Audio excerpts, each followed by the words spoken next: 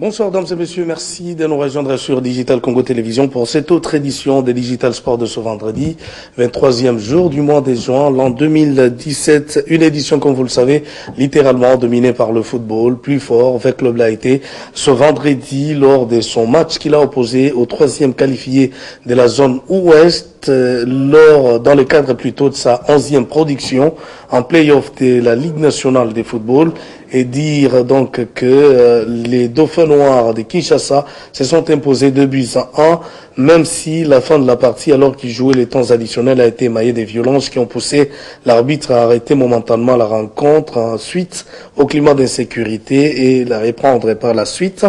Avec Teddy Etekiam, avec Club, garde la 3e place au tableau du classement partiel, et rejoint donc le Daring Club Motema Pembe et la formation du tout-puissant Mazembe au point 24. Cette fois-ci, à l'heure active, vous avez là le trio de tête Daring Club Motema Pembe. 12 points, 12 plutôt match joué, 24 points plus 13 goal average. Mazembe deuxième, 11 productions, 24 points plus 12 contre tout simplement 24 points contre un goal average de plus de 10. 11 matchs joués pour l'ASV Club de Kinshasa.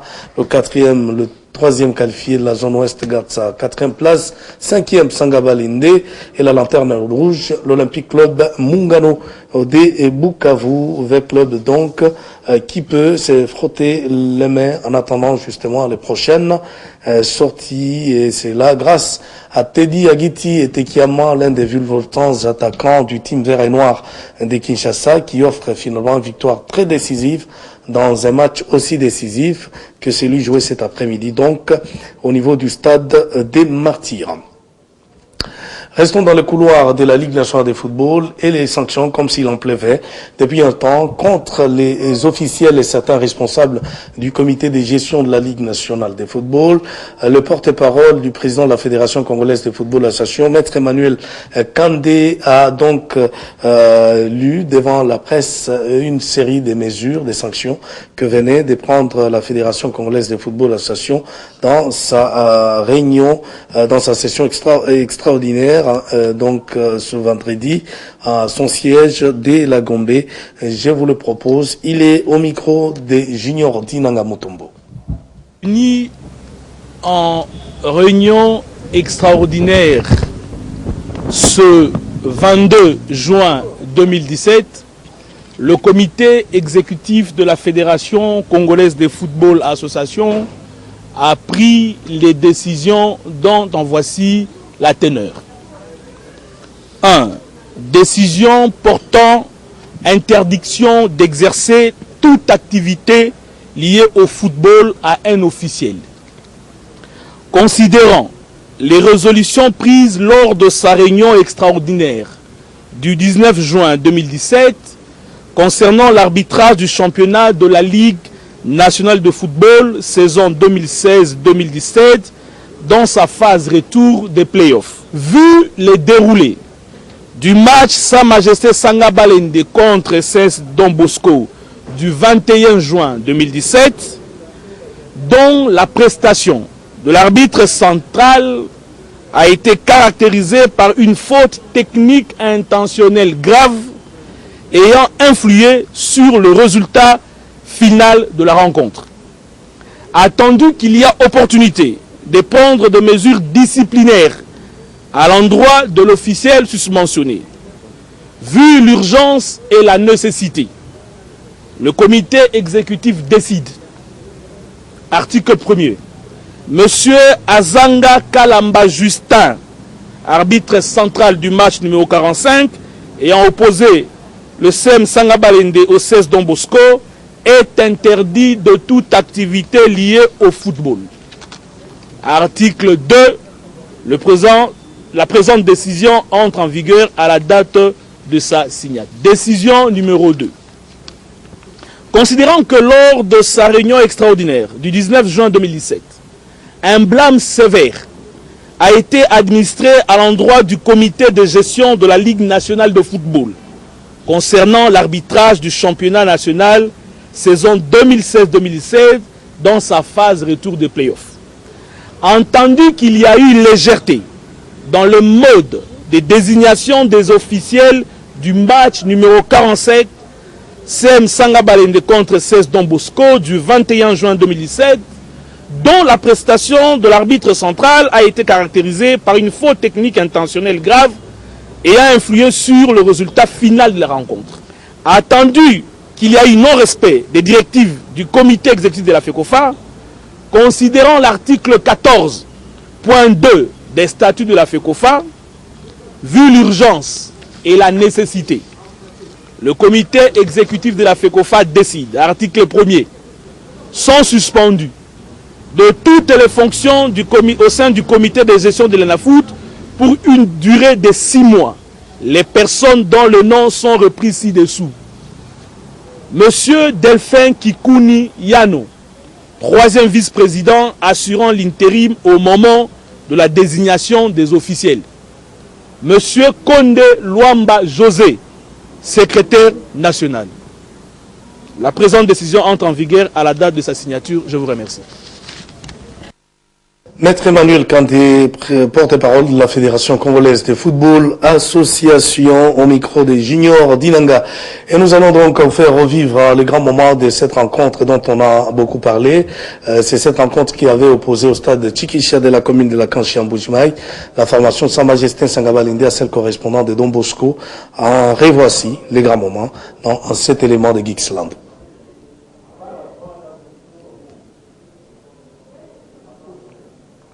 Et si on est d'accord avec la réalisation, je parlais donc de cette rencontre qui a opposé à la formation de Sa Majesté Sanga Balende à la formation de Don Bosco. La réalisation dit qu'elle n'est pas prête. On va proposer cette fois les résumés du match qui a opposé hier au Stade des Martyrs de Kinshasa l'actuel leader, si vous voulez bien, le Daring Club Motema Pembe à la formation de l'Olympique Club Mungano. Et c'est la fin du match. Le point de la victoire acquis et DCMP poursuit son redressement.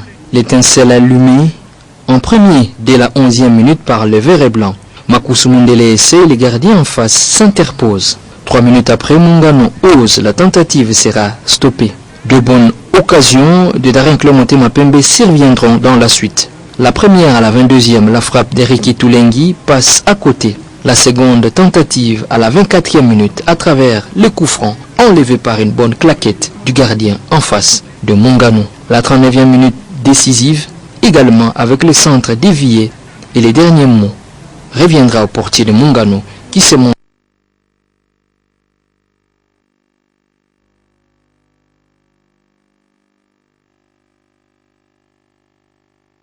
du poteau. Riké Toulengi qui propulse le ballon au fond du filet. 1-0 au grand joie des verts et blancs dans les gradins. Après les citrons, DCMP se balade et à la 53e minute, le filet bougera de nouveau par Jean-Marc Mundele Makusu. 2-0 DCMP se rassure.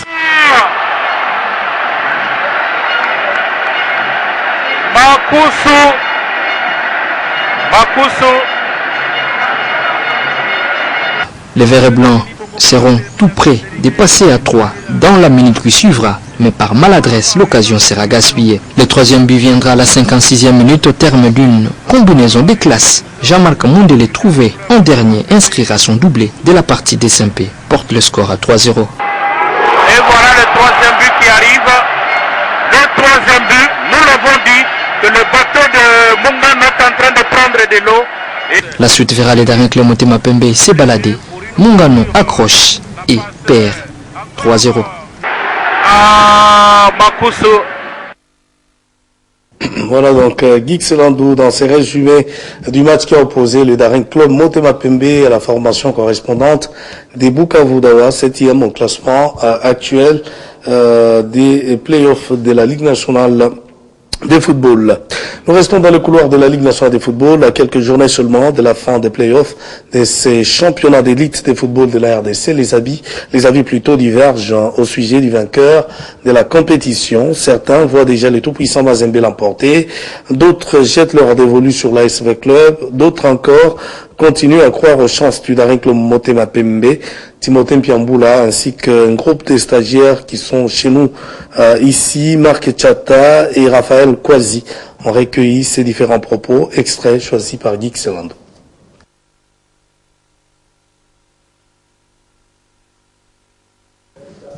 Alors je disais, il y a des avis qui divergent au sujet de la fin du championnat de la Ligue nationale de football. Il y en a qui pensent déjà que Mazembe, vers club, soit Daring Club Motema Pembe, l'un d'entre les trois, deviendra champion de cette édition. Je vous propose de suivre différentes personnes, différents supporters dans ces propos recueillis par un groupe de stagiaires, notamment Marc Chata et Raphaël Kwasi, et avec à la prise de vue Timothée Mpiamboula. En tant que ngai pena supporter ya bien natali contre to pour te mais nga na za vita clibé na ebi ke vita mtozali na foot oyo donc ata ba salinde ni ne za ya vita nga za tous les matchs nga za bon za na match mo opete donc nyon so imto ozo ba on na ba opete mais vita opete te imto ozali na foot oyo donc avec les pour na ebi ke club na ba reta match atikala ngo abeti na imana ko boma imana na mazembe ta ko boma mazembe. Donc, on a premier. Merci pour avec les. Bon, le choix est clair parce que Mazembe n'a pas déjà dans le match. Déjà un peu faible par rapport à l'équipe qui a les matchs. Ils ont moins cassé. Mazembe n'a pas remporté le titre. Adore, on a souhaité qu'il n'ait pas eu donc ma première d'Afrique parce que Gangari trop sentinelle, mais cette fois-ci avec Otis, coach Otis, donc coach Android. À la qui de quoi il est capable de l'équipe na biso ya Imana Union Sokitoro donc banara ne baleli ba ganga me baleli ma fort donc regarde toi ce n'est que moi parce que Mazembe dans beaucoup de rencontres c'est une équipe qui arrive souvent donc à apporter des meilleurs de lui-même quoi. C'est ça c'est que moi je trouve pas beaucoup de chance à cette équipe là. Et puis, on reste donc à ce chapitre pour parler de ces dirigeants sportifs très avertis qui suivent de plus près l'évolution du championnat de la Ligue nationale de football. Il s'appelle Berry Sefou. Lui pense que la Ligue nationale de football doit franchement renforcer sa capacité d'organisation et remettre à niveau les différents responsables, quel que soit leur rang à niveau. Et donc, il est au micro d'Alain Salou Bouzitou. L'organisation est à décrier. La Ligue en foot devra corriger tout dans son organisation, la programmation, ainsi que la direction de ces matchs, sans oublier les décisions inhérentes au déroulement des rencontres et de toute la saison. Évidemment, avant aussi qu'on commence cette phase de retour, je l'avais déjà dit, que le Daring qui distançait se poursuivant de 5 points était sur une bonne lancée. Tandis que les 3 autres clubs, Vert Club, Renaissance et Mazembe, derrière, fourbissent leurs armes pour venir déstabiliser Daring. C'est ce qui est arrivé. Aujourd'hui, avec le 3 matchs pour certains clubs, 4 ou 5, je ne sais s'il y a un club qui a 5 matchs. Donc tout est à faire. Si Mazembe est sûr d'être africain, le Daring, Vert Club et Renaissance doivent vraiment se battre. Rien n'est encore perdu.